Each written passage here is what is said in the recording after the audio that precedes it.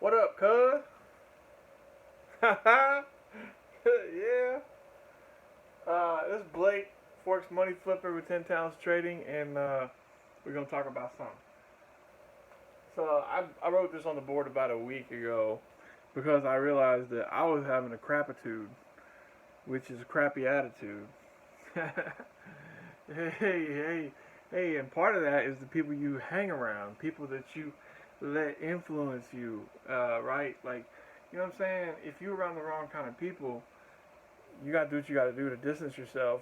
Or if you're like having the wrong kind of influence, in other words, if you're letting yourself, if you're letting your self worth or like your viewpoint in the world, your perspective be influenced by people who are negative or who don't believe in you, yeah, or who are toxic, um, then you gotta distance yourself. I don't care. It doesn't matter. You can say this and you can say that. And you can say whatever you want. But the point is, you got to get away from that. Even if that means you got to be by yourself, that is better than being around people who is negative and who don't believe in you and all that. That's first things first. Now, because see, you're never going to get rid of your crapitude if you're around other people who have probably even bigger crapitudes than you, and that's probably they're dumping their crapitude on you. They're offloading all their crapitudes on you. And the only way you're gonna get rid of the crapitude is to quit getting crapitudinalism from people. See what I'm saying? Alright. But anyways, eliminate your lazy crapitude. So I added that word lazy in there. Yeah, like you don't want to be blasé. You don't want to just be like, well, whatever. Let me go in there and just do it, right? Let me go in there and just trade. Like, let me just go in there and just do something. That's a lazy right there. And then you add the crapitude, then you got the lazy. Sorry, you add the lazy, you add the crapitude. There you go. So anyway, now I'm not gonna go too long on this video, but basically, I stole this idea from Grant Cardone. Tai Lopez says, "Good artists,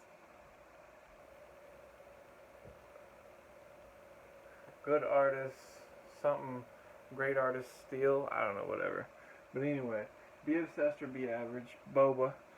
That's Grant Cardone. So you really ought to be obsessed, in my opinion, if you're gonna make it. Now I will say this. You don't want to be obsessed in the way that you have like horse blinders on. You know. I used to do this face. I remember I was like.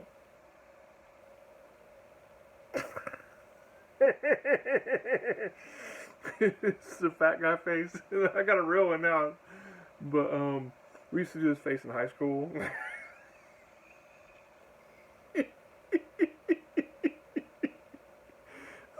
He goes like this. I'm getting pretty hungry. Anyway, enough of that. But yeah. What was that Sling Blade? You got mustard and biscuits, but he wasn't fat though. But anyway, I get another one of them taters or whatever. I guess taters aren't like, I guess the fried taters, right? Tater tots. So I get some more cheddar fries.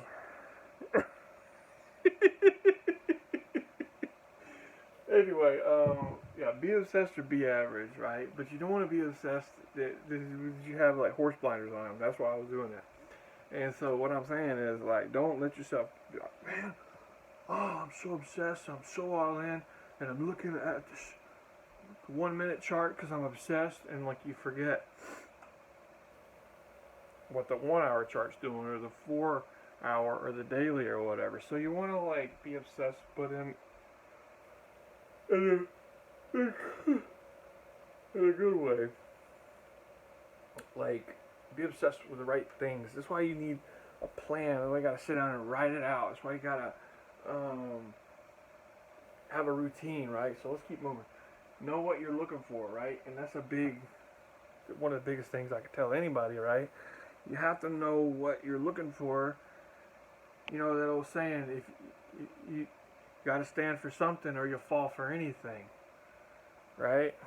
I think who's it, Willie Nelson or somebody? You don't stand for something, you fall for anything. I think that's the song. I'm not a singer. They don't pay me. They don't pay me to sing. But anyway, analyze, plan, prepare, watch, wait, track. So it's kind of in order, I think. Be obsessed. Know what you're looking for and look for it obsessively, right? And then, and while you're looking for it, you can analyze, plan, prepare, watch, wait, track, right? So these are just like the steps to eliminate your crappy lassitude, lazy crapitude.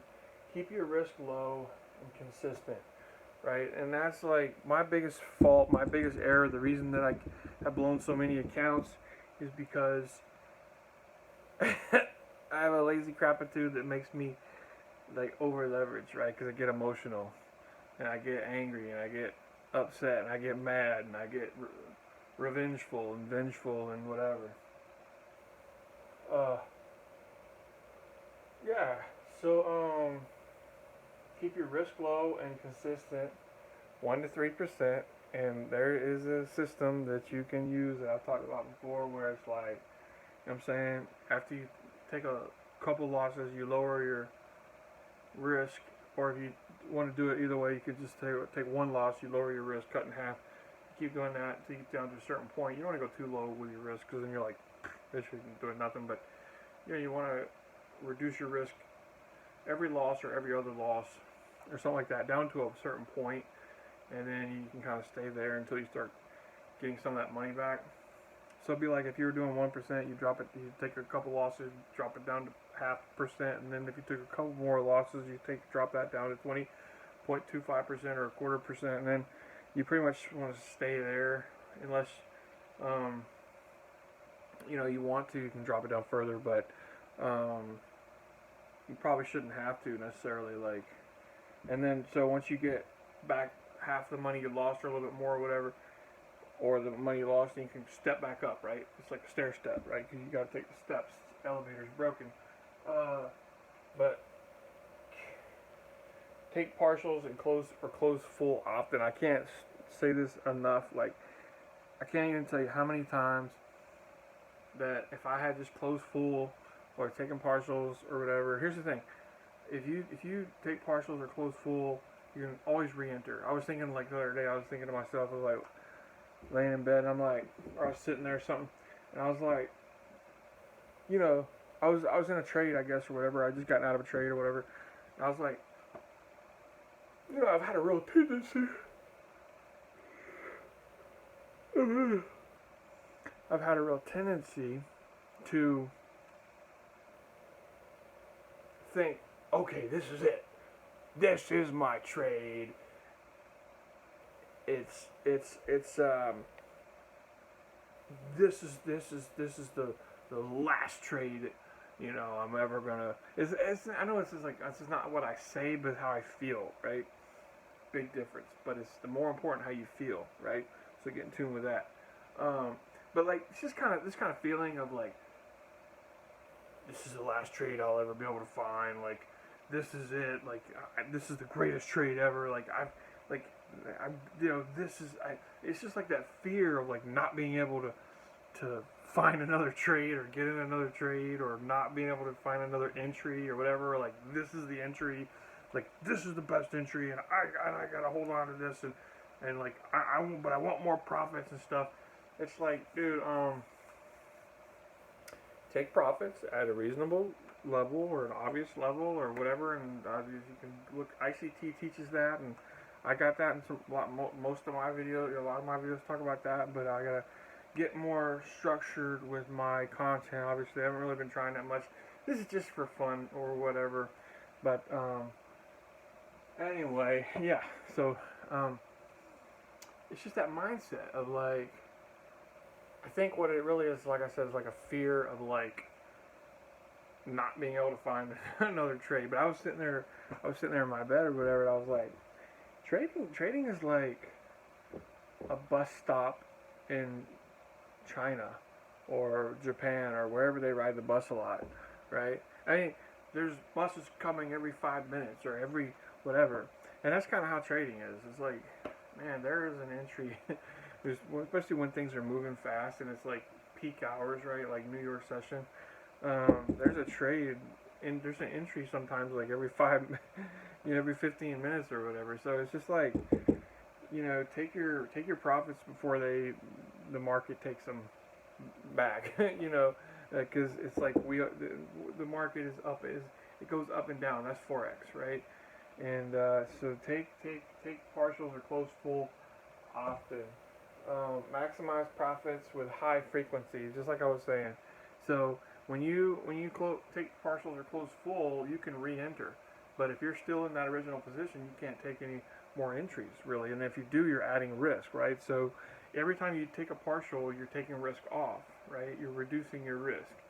And so therefore, if price retraces and you've already taken partials, now you can add to get back to your risk profile, which if your stop loss is not going to change from your original entry and you take a partial after it retraces, and it's probably going to be like for a buy, it'll be a little bit higher than your first entry, so your stop loss is the same, then you're going to want to lower your position size in order to maintain the same level of risk.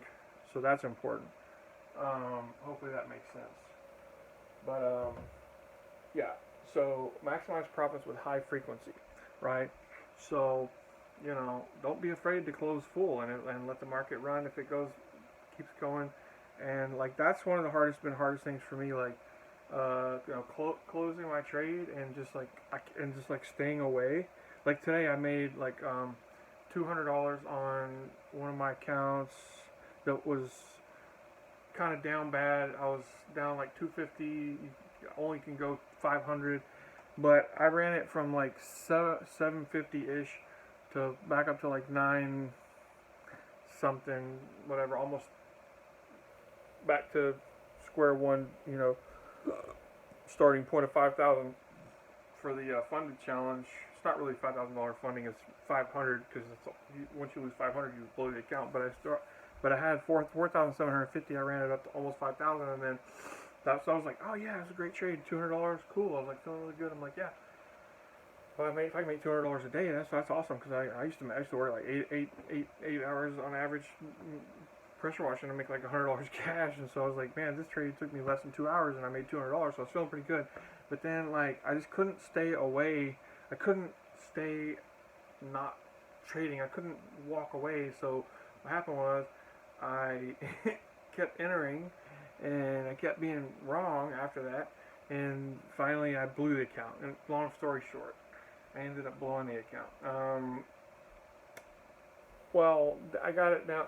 I had 2 accounts. I can't remember which one it is, but I have like 6 accounts total, or I had 6 accounts. Now I got one that I passed phase 2, so I got funded. And then 2 of them are on phase 2 now. I just passed phase 1, but I had 2 more that I was talking about, and they basically was like the one I was just telling you about. I almost blew it up, but I closed it. One of them I had like $25 left. I just blew that one, actually, right before I got this video. And then, right before I started recording this. And then I've still got one more to go. Hopefully you won't blow it. But it's on phase one, and I got like $75, so it's like $4,575, right? If I get to 500, then I blow the account. So what am I saying? Well, I'm just kind of rambling, but anyway, take profits in high frequency, right? So maximize profits with high frequency. You see how happy I am? I haven't been this happy in years. Man, it's all because I stopped hanging around. Stopped letting myself be influenced by people who were really negative and basically, you know, yeah, I ain't on that vibe, bro. Like that ain't me. You know what I'm saying? So, um, yeah, but also too when you do like high frequency and you take partial, you close partials and you close full often, you get a lot more wins. You get a whole lot more wins, right? Your win ratio goes through the roof. Okay, so that helps with winning mindset. I got a book that I haven't read among other hundreds of books that I haven't read that I have, but I want to show you the title anyway. Um, where is it? Yeah. Actually, you want to like, oh,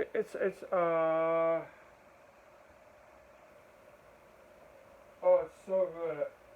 You can bear with me. Oh yeah, right here.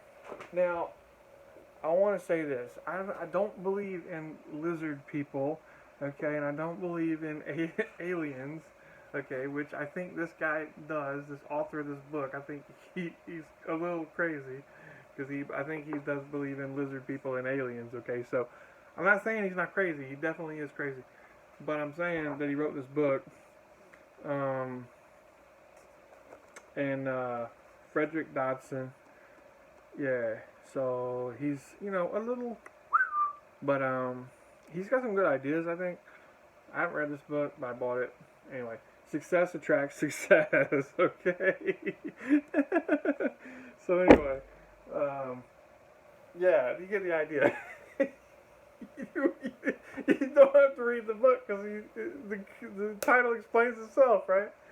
Yeah, but it's good to have. It's good to have around. I mean, if I say, well, oh, you know, I ain't got time, but I just really don't want. I just really don't want to. I've come to be. I've like really worked on like being like crystal clear, honest with myself, and I just, you know, I got hundreds of books, and you know, I'm like if I was a little bit faster reader, I don't know, I could say all kinds of things, but all right. Cause I tend to read slow or whatever. I'm just like, man, I could get this bread, this bacon, this cheese, this bread, this dough, this cake, man, for real. Okay, like I'm on this trading thing right now, bro. I can read books later once I stack some cash, bro. You know what I'm saying? I gotta work on this thing. All right, so, but this helps with winning mindset, right? Because you're racking up wins, small wins, right? You're getting your mindset right. You're getting in the winner's frame of mind, right? And selective memory too. Now you do want to learn from your losses, right? And so that's a big thing. But you do not want to dwell on your losses, right? So, okay. So you want to keep that winning mindset, right? I had the tiger. Watch that video that I got somewhere on my profile. It's got the I had the tiger song on it. It's on my YouTube. Set goals. Keep track daily, weekly, and monthly. There was a guy named Ernest.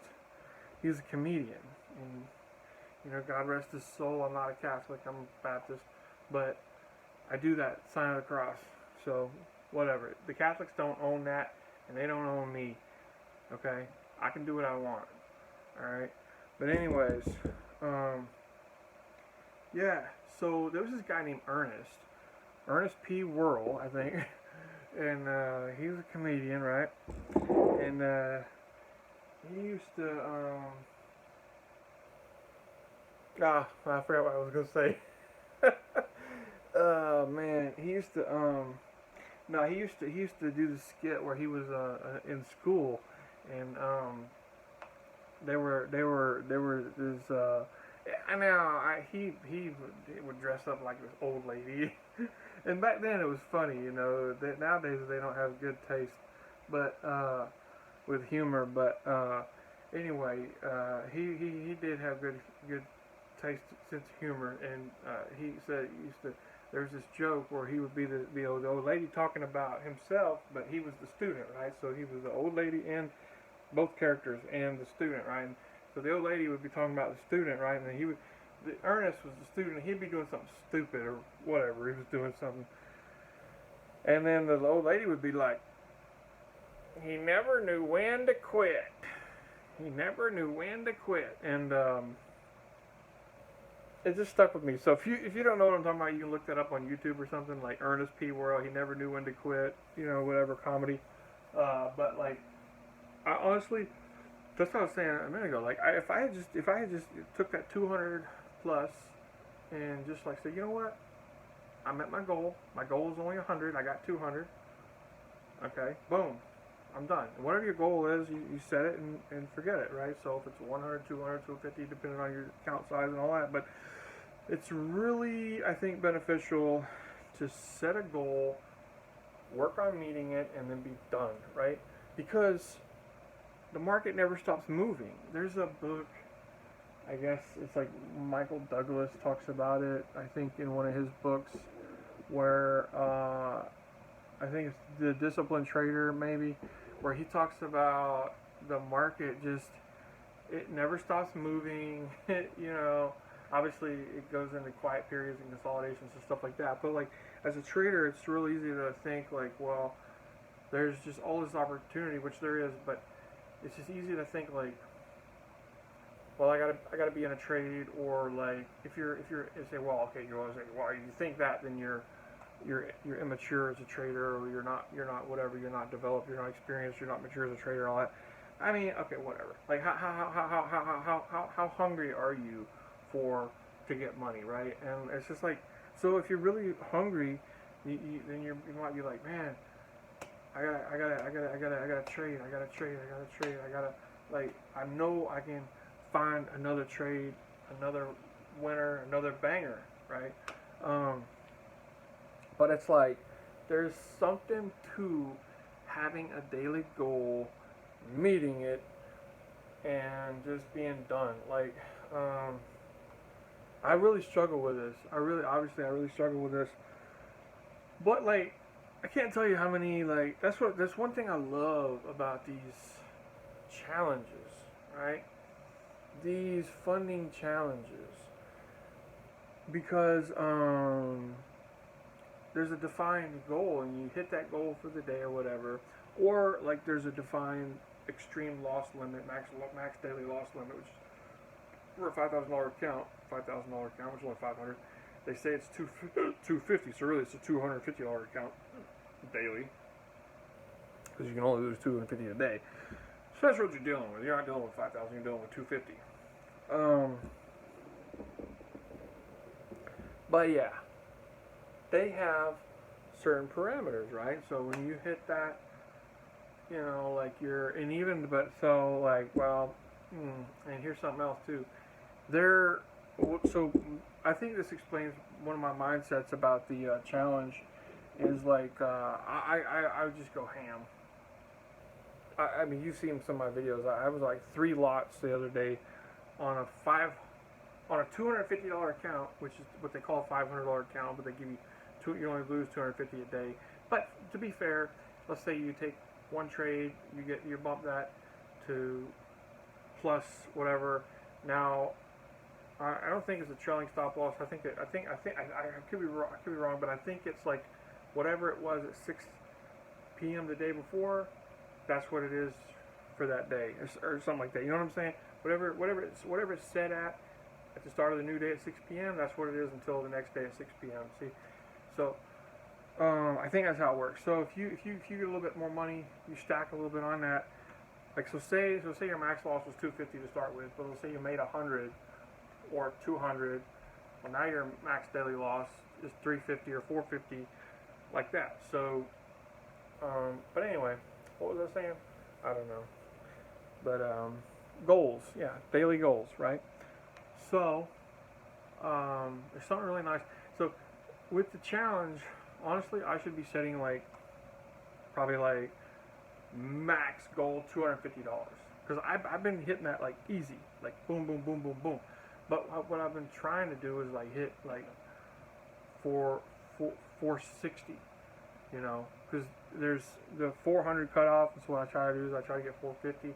So usually there's like almost not quite $10 worth of commission. Sometimes when I did that 3 lot, it was like $12 worth of commissions. But anyway, so what I'll do is I'll shoot for like 460. So I'll calculate that, how much do I need, and then I'll try to shoot for that. But that's like a huge goal, and that's like, it's doable. I mean, if you hit the right lick, but it's really like probably not. It's probably too much of a. It's probably too high of a. 250 would be plenty for one day because you need 3 winning days anyway.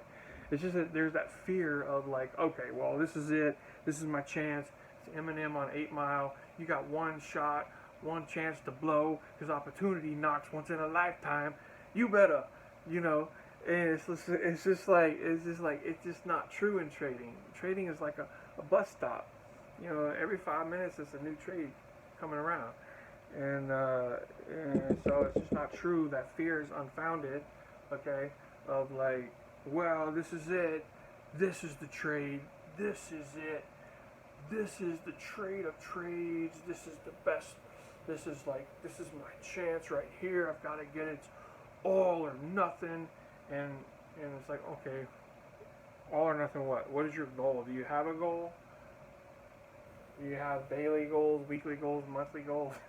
You know, and are they realistic, right? What is your risk? And I'm going to make another video on risk. Risk first. Put your risk first. Calculate your risk first. Think about your risk first. Know that every time you place a trade, you automatically lose whatever you're risking. That's the mindset you have to have. You can say, oh, well, you know, you haven't really lost it yet until it goes, only if it goes against you and you get into drawdown and all this sort of stuff like that. But the truth is, you have to think of, if you want to be happy as a trader, if you want to be able to accept your trade, if you want to be able to go to sleep after you place a trade, then you have to understand, you have to have the mindset, you have to have the frame of mind, you have to have the psychology there, the understanding of, when I place a trade, just kiss however much you risk, just kiss it goodbye. It's gone. Bye-bye. You have lost it. The second that you place a trade, you've lost whatever you risk. You have to have that. You have to have that. That's about acceptance. That's about realistic realism, right? It's like, because you have to know that you might not be right, you know what I mean? And it's just like that's the mindset that I believe is the best mindset for a trader. Is like, okay, this is what I'm going to risk, and boom, click the button, and that's it. It's gone. Poof. There's only 2 possibilities after that. 1, you get the money back that you risked, and 2, you get a little bit more than what you risked. You know, or I guess technically there's a third one.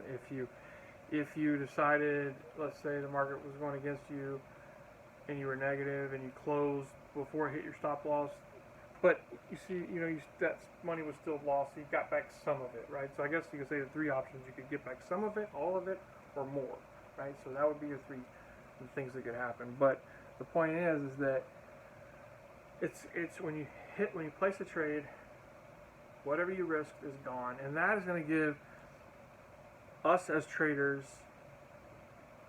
an understanding of risk, a respect of risk, you know, a healthy understanding and a healthy respect of risk. And that's really what big boy trading is all about, you know, because it's not about what size account you have. It's about what you can do with it, right? You know, so it's not about if you have a $5,000 account, 5,000, which is really $250 per day, or if you have a $5 million account. Do they even have those? I know they got $1 million accounts, but I'm sure somewhere you can get a $5 million account. But look, the point is, whether you have, you know, the Bible talks about that. He who is faithful with a little will be trusted with a lot. But he who is unjust in a little will be unjust with a lot, right? So, it's not about your account size. It's about, like, obviously managing risk, but, like, respecting risk, right? Understanding risk. Knowing that, okay, I'm going to put this percentage risk on, and it's gone. I mean, it's done. It's dusted. There's only 3 options. I can get some of it back, all of it back, or more. So anyways, that's all I got. So I appreciate y'all. Thanks for watching. I hope you liked it. And whoop, there it is. So